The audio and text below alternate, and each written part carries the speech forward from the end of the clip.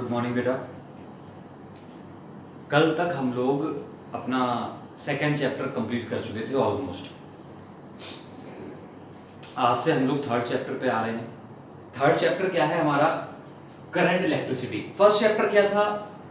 Study of charges at rest. अच्छा, एक बात आपको बता दूं, थोड़ा सा एक मन में बात आ सकती थी किसी बच्चे के कि हमने फर्स्ट चैप्टर में पढ़ा था study of charges at rest. Study of charges at rest में हमने कूलॉम फोर्स भी पढ़ा था, शायद आपको याद होगा। किन्हीं भी दो चार्जेस के बीच फोर्स लग रहा था, आपको याद होगा ना। जैसे ये Q1 है, ये Q2 है, तो इनके बीच कुछ फोर्स लग रहा था। तो आप ये बोल सकते हैं कि अगर Q1 चार्ज पर कुछ फोर्स लग रहा है, तो ये मूव करना चाहिए, है ना? यही तो बात है। तो ये एक रेस्ट वाली बात खत्म हो गई। ऐसा आप बोल सकते हैं कि अगर इस चार्ज पर फोर्स लग रहा है तो रेस्ट वाली बात खत्म हो गई। तो ये इलेक्ट्रोस्टैटिक्स कैसे है? तो मैं आपको एक बात बता दूं कि जब भी जहां भी हम ये बात करते हैं इलेक्ट्रोस्टैटिक्स में, या फिर हम इन सब की बात करते हैं, तो जब भी फोर्स आप निकाल रहे हैं तो ऐसा एज्यूम किया जाता है कि इन चार्जेस को हमने किसी तरीके से होल्ड करके रखा हुआ है। ये क्वेश्चन भी कई बार आता है, फिर इलेक्ट्रोस्टैटिक्स कहाँ रह गई? तो एक्सेलरेशन प्रोड्यूस होगा इनमें, क्योंकि फोर्स लगेगा तो एक्सेलरेशन आएगा। तो इसका आंसर ये है कि ऐसा एज्यूम किया जाता है पूरी इलेक्ट्रोस्टैटिक्स में कि इस Q1 और इस Q2 को हमने पकड़ के रखा हुआ है। किस तरीके से पकड़ के रखा हुआ है दैट इज अनस्पेसिफाइड। वो किसी ना किसी मेथड से होल्ड करके रखा है, लेकिन वो होल्ड किया हुआ है। That's why they are at rest. ये रुके हुए हैं। आई थिंक बात क्लियर है। यानी कि नेट फोर्स इन पे जीरो है, लेकिन वो बाकी फोर्सेस कौन से वो हमें पता नहीं। चलिए, हमारा पुरानी बात थी तो मैं आपको एक बार बता दी मैंने, एक बार क्वेश्चन आया था एग्जाम में ऐसा। चलिए, करंट इलेक्ट्रिसिटी की बात कर रहे थे अपन। करंट इलेक्ट्रिसिटी क्या है? Study of charges in motion. जब चार्जेस मोशन में होते हैं तो पूरी ब्रांच एक बन जाती है फिजिक्स की, उसको करंट इलेक्ट्रिसिटी बोल देते हैं। और यही मोशन करता हुआ चार्ज हम फोर्थ चैप्टर में पढ़ेंगे कि मैग्नेटिक फील्ड क्रिएट करेगा। दैट इज हमारा अनदर टॉपिक। तो उससे पहले हम यही रुक जाते हैं एक बार और करंट इलेक्ट्रिसिटी की बात करते हैं। The study of charge in motion क्या कहलाती है? Current electricity. करंट इलेक्ट्रिसिटी की बात हो रही है तो सबसे पहली बात, अगर करंट पढ़ी जाए तो ज्यादा बेटर है। तो हम अब सबसे पहले पढ़ने जा रहे हैं व्हाट इज इलेक्ट्रिक करंट।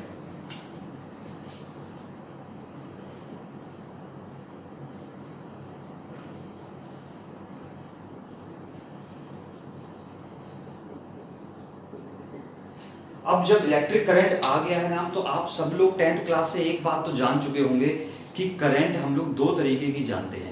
एक होती है AC, एक होती है DC। DC को बोला जाता है डायरेक्ट करंट और AC को बोलते हैं अल्टरनेटिंग करंट। फिलहाल हम लोग जो करंट शुरू करने जा रहे हैं वो हम पढ़ने जा रहे हैं, दो तरह की होती है, AC एंड DC। नाम आपको पता चल गए होंगे। तो अभी हम लोग ये नहीं पढ़ रहे, ये हम लोग बाद में पढ़ेंगे। दोनों में बहुत सारा डिफरेंस है। तो हम लोग अभी कौन सी पढ़ने जा रहे हैं? Direct current. यानी कि जब भी अभी मैं बात करूंगा करंट की, तो वो बात किस करंट की हो रही होगी? डायरेक्ट करंट की। डायरेक्ट करंट का मतलब अभी शुरुआत में आप इतना समझ सकते हैं, वो करंट जो टाइम के साथ वेरी नहीं करती, फ्लक्चुएट नहीं करती, उसकी वैल्यू बदलती नहीं है, एक जैसी रहती है। That is called direct current. तो अभी अपन डायरेक्ट करंट पढ़ने वाले, सारे के सारे सर्किट्स जो भी कुछ पढ़ेंगे सब डायरेक्ट करंट के साथ पढ़ेंगे।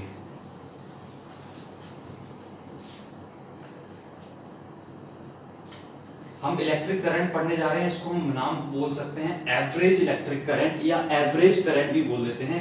इतना बड़ा नाम नहीं लगाते साथ में इलेक्ट्रिक करंट के लिए, क्या लगा देते हैं? Simply average current. जरा समझना मेरी बात को बहुत ध्यान से।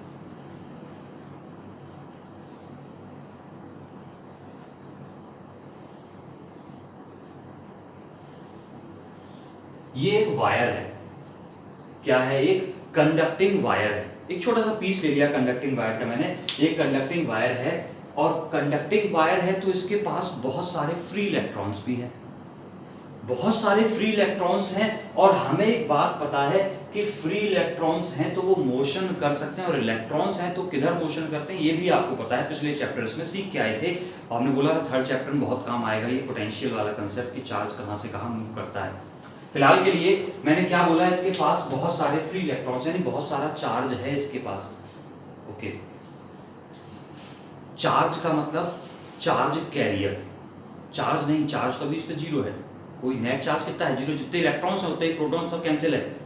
तो मैंने क्या बोला कि इस कंडक्टर में हम अगर सपोज करिए कंडक्टर है, अगर मैं इसको एक अंगूठी पहना दूं, एक रिंग पहना दूं, अरे गलत बात मत समझना आप, ऐसा नहीं होगा। कहने का मतलब इस कंडक्टर में मैं एक छोटा सा एक रिंग पहना दी, तो एक छोटी सी रिंग पड़ गई इस पे अगर, तो रिंग को ध्यान से देखना, वो रिंग जो है इस पूरे वायर को दो पार्ट में डिवाइड कर दी है। एक पार्ट रिंग के इस तरफ हो गया, एक पार्ट रिंग के उस तरफ हो गया। और अगर ये रिंग जो है, इस रिंग को मैं बोल सकता हूं, अगर इस रिंग को देखें तो एक सर्कुलर एरिया इसने कट कर दिया होगा, एक सर्कुलर एरिया बनाया, वो सर्कुलर एरिया को हम बोलते हैं क्रॉस सेक्शन एरिया। क्या बोलते हैं? Cross section area. For example ये एक वायर है, अगर मैं इसको बीच से काट दूं तो जो इसका मुखड़ा दिखाई देगा, दैट मुखड़ा इज कॉल्ड क्या? Cross section area. उसको हम क्या बोलते हैं? Cross section. तो पहला वर्ड आपने सीख लिया है, क्रॉस सेक्शन एरिया है, क्रॉस सेक्शन एरिया। ये क्रॉस सेक्शन एरिया है और इसने इसको दो पार्ट में डिवाइड कर दिया है। तो इलेक्ट्रिक करंट की डेफिनेशन अब सुनने जाना कि किसी क्रॉस सेक्शन एरिया के एक साइड से दूसरी साइड तक ट्रांसफर होने वाला charge in unit time is called electric current या एवरेज करंट। कुछ सुना? द अमाउंट, आप लिख सकते हैं, लिखना पड़ेगा, the amount of charge transferred from one side of the cross section area to the other in unit time is called average electric current। सुन लिया है, इससे ज्यादा रिपीट नहीं करूंगा। The amount of charge transferred from one side of the cross section area to the other in a unit time is called electric current। तो अपन क्या assume कर रहे हैं? डेफिनेशन आपने लिख लिया, ये एज्यूम कर लिया। मैं लेट क्या कर रहा हूं, मान लिया इस साइड से इस साइड कुछ डेल्टा क्यू चार्ज ट्रेवल कर गया, डेल्टा क्यू चार्ज इस साइड से इस साइड चला गया। कितने टाइम में चल गया? डेल्टा टी टाइम लगा उसको जाने में। तो कितनी करंट बनी हमारे पास? लेट क्या किया है जो मैंने यहां बोला है, delta Q charge transfers from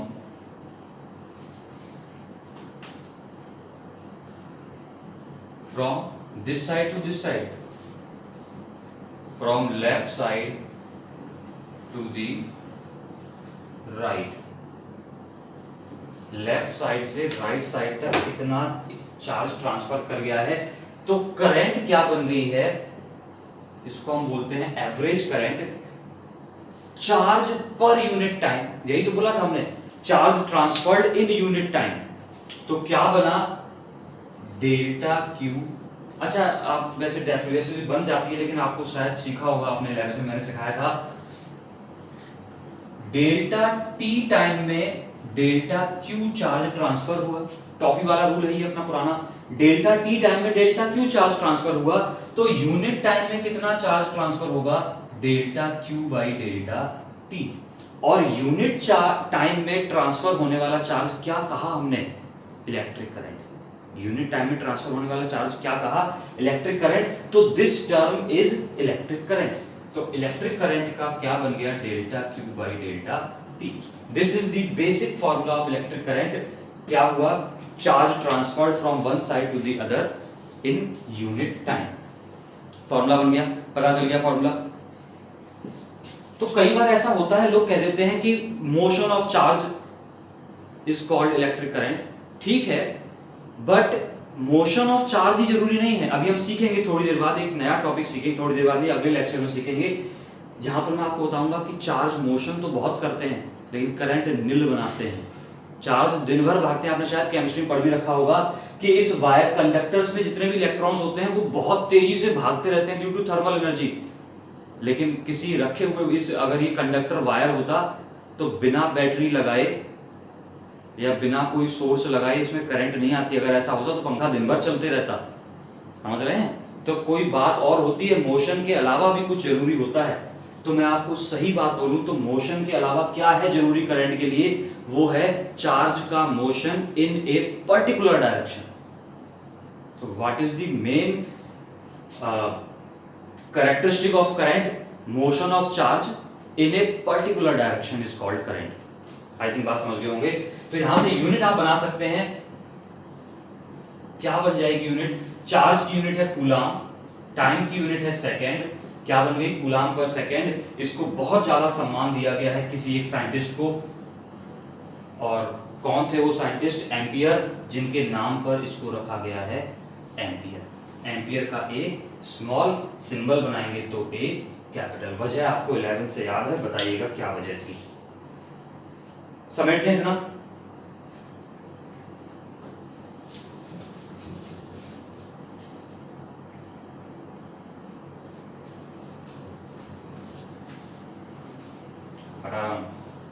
अब यहीं पर बात आ जाती है अगली एक कि किसी, ये तो क्या निकला? डेल्टा टी टाइम की करंट निकली, यानी टाइम कुछ है 1 सेकेंड 2 सेकेंड, यानी कि टाइम की कुछ वैल्यू। मैंने बोला 2 सेकेंड में 4 कूलाम चार्ज इधर चल गया तो करंट आ गई, वो 2 सेकेंड में निकली। जैसे हमने पढ़ा था velocity and instantaneous velocity, in the same way यहां पर एक टर्म पढ़ने जा रहे हैं, इंस्टेंटेनियस करंट।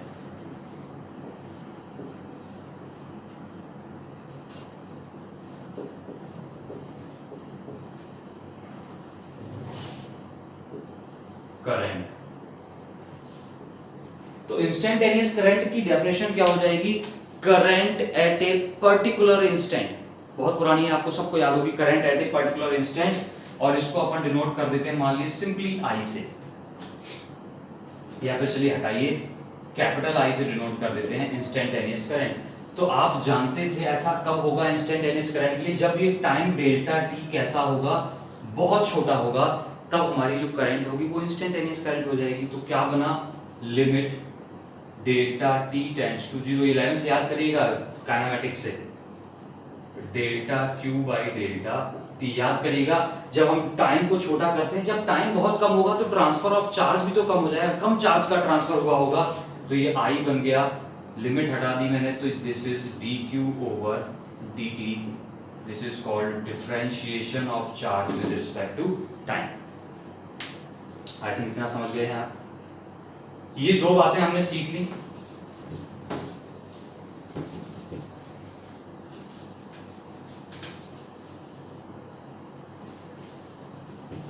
अब एक जरूरी बात लिखते जा रहे हैं आप सारी बातें। एक और जरूरी बात, डायरेक्शन ऑफ करंट।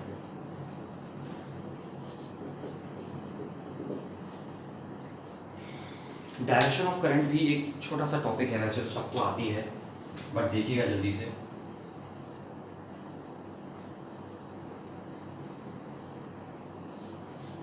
मान लीजिए एक वायर है, इस वायर में अब मैं करंट कैसे लाऊं? मैंने अभी भी बताया था कि करंट कब आएगी? जब चार्ज एक पर्टिकुलर डायरेक्शन में घूमेगा। ये एक वायर है यानी कंडक्टर है, कंडक्टर है तो इसका मतलब इसके पास फ्री इलेक्ट्रॉन्स हैं, और करंट के लिए जो चार्ज मूव करेगा वो भी इलेक्ट्रॉन्स होंगे। कैसे लाई जाती है करंट वो मैं आपको बता चुका हूं। एक पोटेंशियल मैंने क्रिएट किया, मान लिया ये कंडक्टर का एंड ए है, ये एंड बी है, मैंने इसको एक बैटरी से कनेक्ट कर दिया। बहुत ध्यान से सारी बातें समझना, आपको कुछ बातें समझ में आएंगी। कौन सा बैटरी का एंड हाई है? ये वाला एंड हाई पोटेंशियल पर है और ये वाला एंड लो पोटेंशियल पर है। तो मैं इसके आगे यहां पर लिख दे रहा हूं, this point is at high potential and this is at low potential. इतनी बात सीख ली। और इसके अंदर कौन बैठे थे भरे हुए? बहुत सारे फ्री इलेक्ट्रॉन। अब बात एक और सुन लेना, यहां पर इलेक्ट्रॉन्स किधर मूव करते हैं मैंने सिखाया है आपको।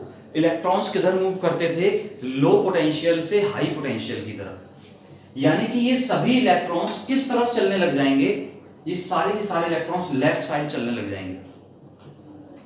ये सारे के सारे इलेक्ट्रॉन्स किधर चलने लग जाएंगे, लेफ्ट साइड। तो अगर कोई दूर से देखे तो इस वायर में करंट जो है, करंट क्या होता है, कोई करंट का मतलब बेसिकली है क्या, किसी चीज का बहना, किसी चीज का बहना। हवा को भी करंट बोलते हैं, विंड करंट, ऐसा सुना होगा शायद आपने, विंड करंट, हवा बह रही है उसको भी करंट बोलते हैं, पानी बह रहा है उसको भी करंट बोलते हैं, तरंगें जिनको बोलते थे आप लोग बचपन में, तो लहरें वो भी क्या है, वो भी करंट है।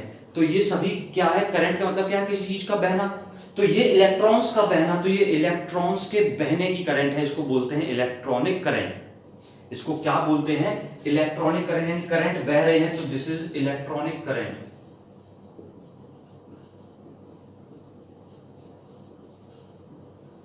क्या डायरेक्शन हुई इस इलेक्ट्रॉनिक करंट की, लो पोटेंशियल से हाई पोटेंशियल।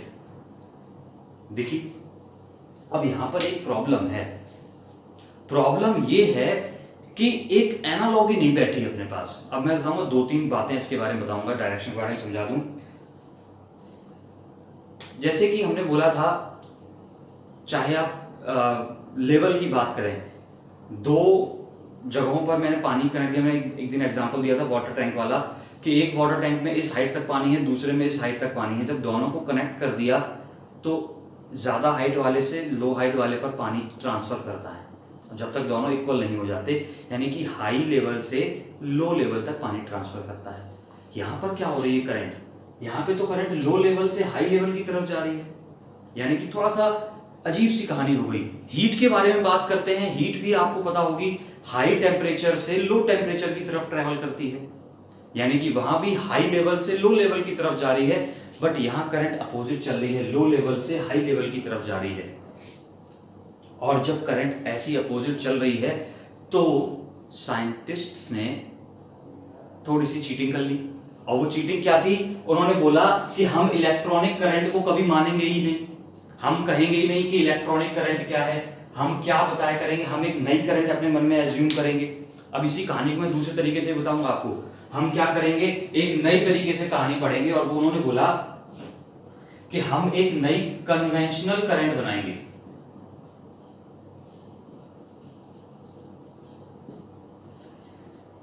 और क्या बोला गया, इस कन्वेंशनल करंट की डायरेक्शन हम वही मानेंगे हाई लेवल से लो लेवल की तरफ, यानी कि हाई लेवल से लो लेवल की तरफ कन्वेंशनल करंट की डायरेक्शन मान ली गई। बहुत अच्छी सी कहानी है ये, अगर समझी जाए तो। ये सिर्फ समझाने के लिए था, ये एनालॉजी जो दी गई है कि हाई टेम्परेचर से लो टेम्परेचर, या फिर पानी के केस में हाई लेवल से लो लेवल, तो वो इसी बेस पर हाई पोटेंशियल से लो पोटेंशियल करंट की डायरेक्शन मान ली गई। तो अगर मोटा मोटा देखें आप, तो इलेक्ट्रॉन्स के मोशन के अपोजिट डायरेक्शन जो है वही हमारी क्या है, करंट की डायरेक्शन। कौन सी करंट की डायरेक्शन, कन्वेंशनल करंट की डायरेक्शन। बट ये कन्वेंशनल टर्म धीरे धीरे बाद में खत्म हो गया और सिर्फ क्या बचा, करंट। अब मैं आपको इसकी बेसिक सच्चाई बताता हूं एनालॉजी छोड़कर। जब हम करंट की बात कर रहे थे, जब हम करंट की बात कर रहे थे, जिस दुनिया में, दुनिया नहीं कहूंगा, जिस सन में ये बातें हो रही थी या जिस समय में ये बातें हो रही थी, उस टाइम पर हमें नेगेटिव और पॉजिटिव चार्जेस का ज्ञान ही नहीं था। तो एक ही चार्ज माना जाता था और ये कहा जाता था कि जिधर ये चार्ज मूव करेगा उधर ही करंट होगी। लेकिन बाद में पता क्या चला कि अरे इसके अंदर तो नेगेटिव वाले चार्ज मोशन करते हैं। लेकिन करंट की डायरेक्शन तो हम क्या मान चुके थे कि जिधर चार्ज मोशन करता है, और वो चार्ज मोशन करता है, क्या मानते थे कि हाई से लो की तरफ चार्ज मोशन करता है, और ये कहानी हमने मानी हुई थी। तो बाद में जब पता चला इलेक्ट्रॉन्स मोशन करते हैं, तो हमने क्या कह दिया कि इलेक्ट्रॉन्स के मोशन के अपोजिट करंट है, which is called conventional current. तो अब मैं इस पूरी बात को यही समेट रहा हूं और क्या कह रहा हूं, डायरेक्शन ऑफ करंट में पंच लाइन बनवा रहा हूं। आपको कन्वेंशनल करंट नाम याद हुआ और electronic current. Direction of current क्या हुई, पहला point, opposite to the direction of motion of negative charge. बहुत ध्यान रखना ये बात, जिधर इलेक्ट्रॉन्स या नेगेटिव चार्ज मूव करेगा उसके अपोजिट होगी। दूसरा point, in the direction of motion of positive charge, in the direction of motion of positive charge. For example, मैं आपसे ये कहूं, अब मैं कुछ नहीं बताऊंगा क्या बैटरी लगी है क्या नहीं लगा है, मैं आपसे बोलूं ये कंडक्टर है, ये ए पॉइंट कंडक्टर का एंड ए है, ये बी है, और इसमें पॉजिटिव चार्जेस चल रहे हैं राइट साइड। तो करंट की डायरेक्शन क्या होगी, हमने क्या सीखा, जिधर पॉजिटिव चार्ज मूव करेगा वही डायरेक्शन होगी करंट की। तो पॉजिटिव चार्ज किधर मूव कर रहा है, राइट साइड, तो करंट की डायरेक्शन भी किधर होगी, right side.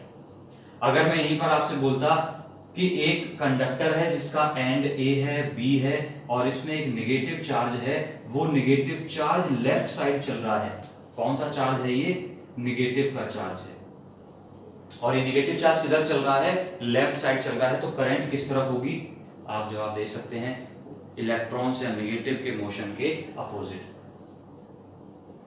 This is called conventional current. Direction समझ गए, चलिए हटा रहा हूं। तो डायरेक्शन ऑफ करंट में मुख्य बात क्या थी, मेन पॉइंट्स क्या थे, वो सामने लिखे।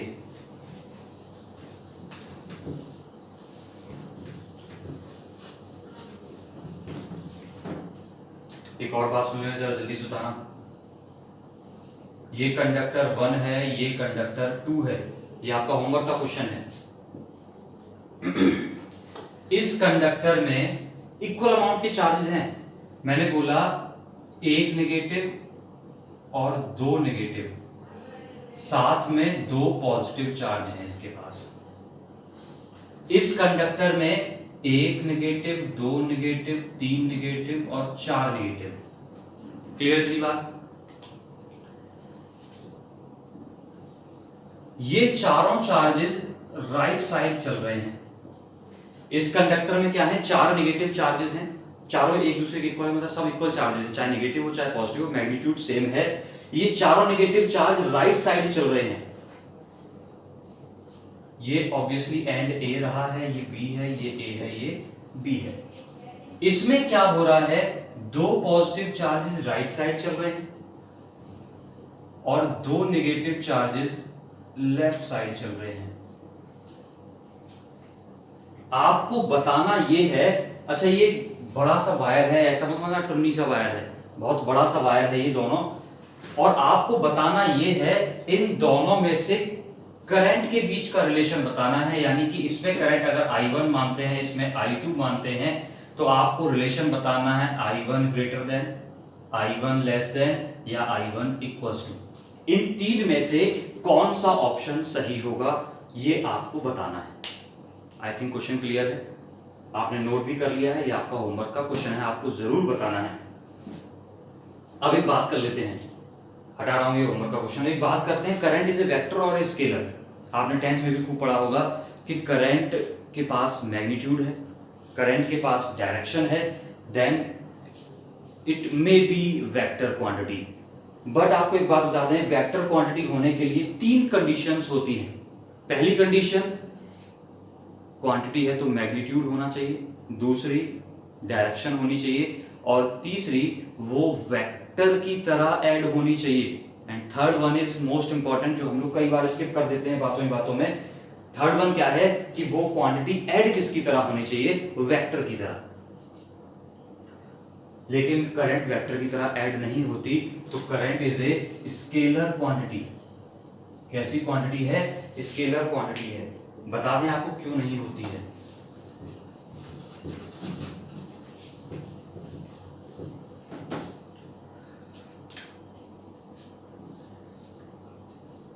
फॉर एग्जाम्पल, ये एक वायर है, इस वायर से 2 वायर और कनेक्टेड है, दिख गए हैं। ये एक वायर है, इस वायर से 2 वायर कनेक्टेड है, बहुत ध्यान समझना। इधर से 2 कूलम चार्ज ट्रेवल हो रहा है पर सेकेंड में, जैसे ही ये यहां पर पहुंचता है, यहां पर दो रास्ते हैं वायर करंट चार्ज के पास जाने के। मान लिया 1 कूलम चार्ज इधर आ जाता है पर सेकेंड में और 1 कूलम चार्ज इधर चले जाता है। कितने सेकंड में? 1 सेकंड में। 2 कूलम चार्ज 1 सेकंड में ट्रेवल कर रहा है, 1 कूलम पर सेकंड में ट्रेवल कर रहा है, 1 कूलम पर सेकंड में ट्रेवल कर रहा है। तो आपको बताओ, ये एंगल मैंने बोला इन दोनों के बीच 60 डिग्री है। अब आपसे पूछा जाए यहां पर करंट कितनी है? 2 कूलम पर सेकंड यानी कि 2 एंपियर की करंट है। यहां पर करंट कितनी है? 1 एंपियर की करंट है। यहां पर कितनी है? 1 एंपियर की करंट है, यानी 2 एंपियर करंट चली थी, एक इधर चली गई, एक इधर चली गई। 1 + 1 2, 1 + 1 2। अगर मैं ये एंगल 60 की जगह बढ़ाकर 90 कर दूं तो कुछ फर्क पड़ेगा क्या? अरे तो कुछ फर्क पड़ा क्या? इस एंगल को हमने देखा क्या? इस एंगल को नहीं देखा, यानी कि हमने डायरेक्शन की तरह ऐड ही नहीं किया। हमने किसकी तरह ऐड किया? स्केलर की तरह ऐड किया। और स्केलर की तरह ऐड किया, दैट मींस ये क्वांटिटी कैसी है? स्केलर क्वांटिटी है। आई थिंक इतनी सारी बातें आपको क्लियर हो रही होंगी। हटा रहा हूं एक बात, बहुत जल्दी भी चलना, अब थोड़ा सा स्पीड पकड़ रहे हैं हम लोग। अगला टॉपिक है, बहुत छोटी सी डेफिनेशन है, बहुत छोटी सी, जल्दी फिनिश करेंगे। Current density.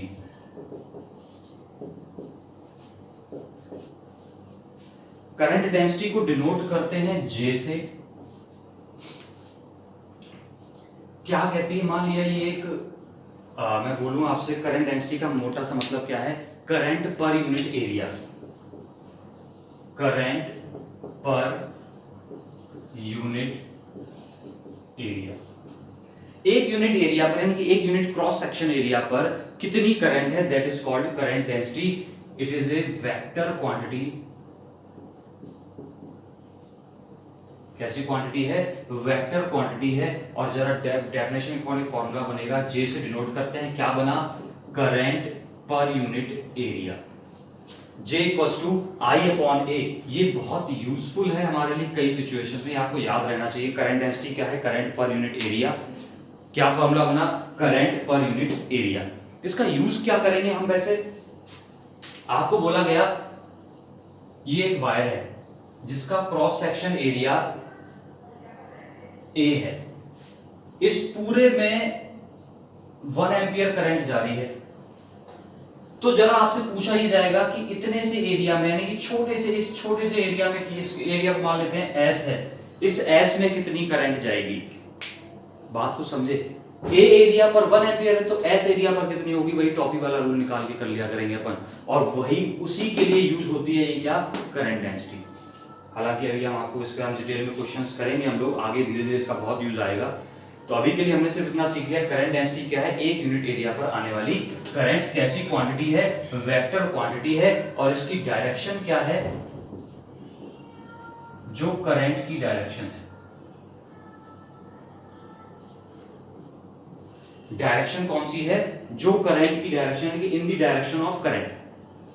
चलिए, ये बहुत छोटी सी बात थी बताने के लिए, फॉर्मूला याद हो गया होगा आपको। अभी क्वेश्चन करके देखिएगा करंट का।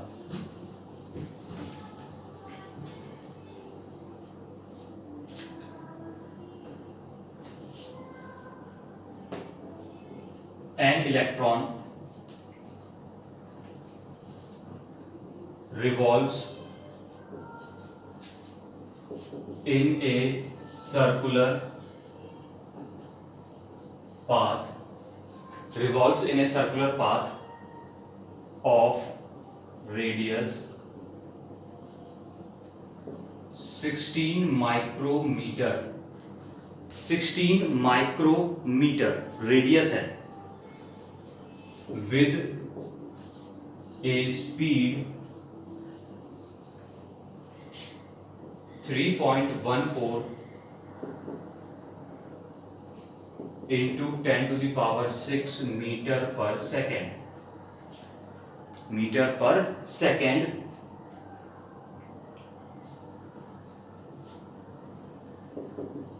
ये थोड़ा सा एडिशन कर रहा हूं। An electron revolves in a circular path in XY plane.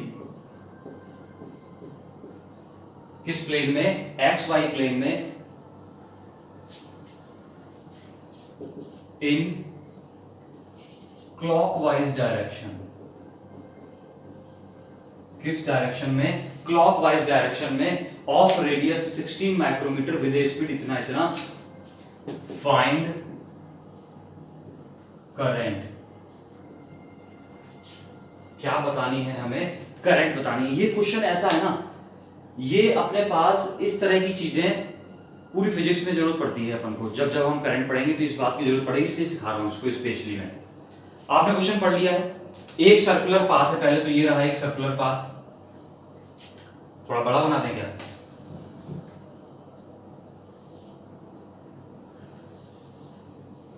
इस सर्कुलर पाथ पर मान लिया रेडियस कितनी है r, वो आपको गिवन है 16 माइक्रोमीटर गिवन है।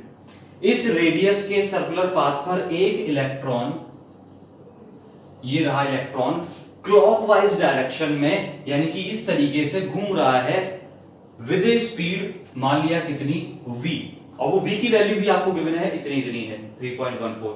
क्लियर है इतनी बात? यानी कि इलेक्ट्रॉन यूं करके घूम रहा है। आपको बतानी है करंट बतानी है। चलिए, करंट का फॉर्मूला आप जानते थे, अभी तक आपने सीखा था delta Q upon delta T, यही सीखा था। अब ये भी सिखाया था थोड़ी देर पहले। चार्ज ट्रांसफर्ड कहां से? किसी क्रॉस सेक्शन एरिया से पर यूनिट टाइम। चलिए, अब मैं इसको करने का तरीका बताऊं आपको। मान लिया मैंने कि ये क्रॉस सेक्शन एरिया है,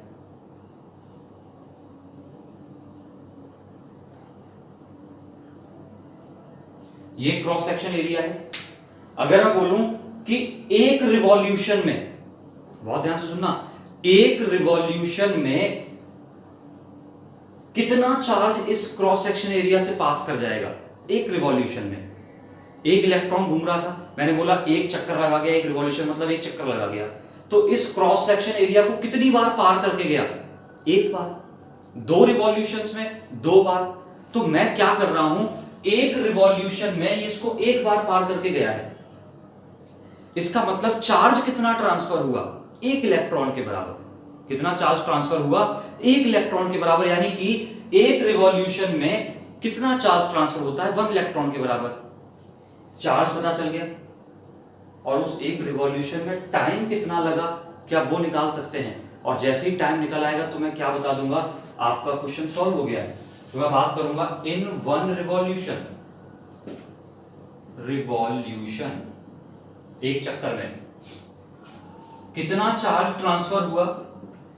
इलेक्ट्रॉन के बराबर। कितना चार्ज ट्रांसफर हुआ? इलेक्ट्रॉन के बराबर। टाइम कितना लगा? टाइम कितना लगा? एक रिवॉल्यूशन में कितनी डिस्टेंस कवर की उसने? डिस्टेंस कितनी कवर की है? क्या सरकमफ्रेंस के बराबर? 2 pi r। Time equals to distance upon speed, यही था। स्पीड कितनी है उसकी? v स्पीड है।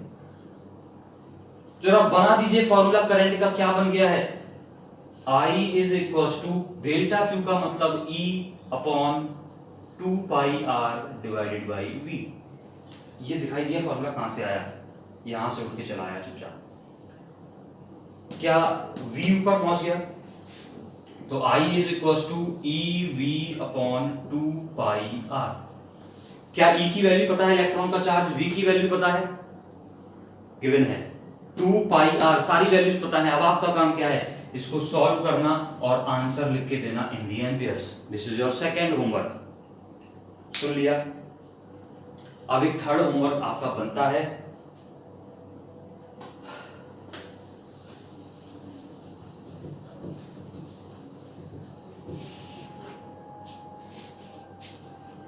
जल्दी से करते हैं। क्वेश्चन लिख रहा हूं, इन an atom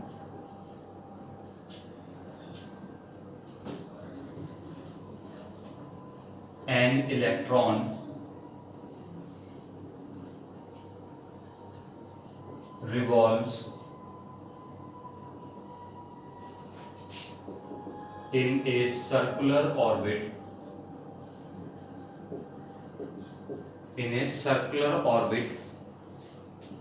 at a rate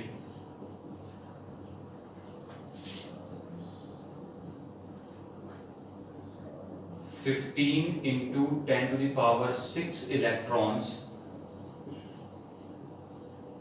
पर सेकेंड।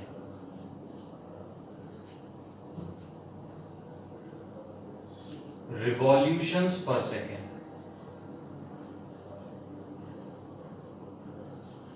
क्वेश्चन यहां तक पढ़ पा रहे हैं?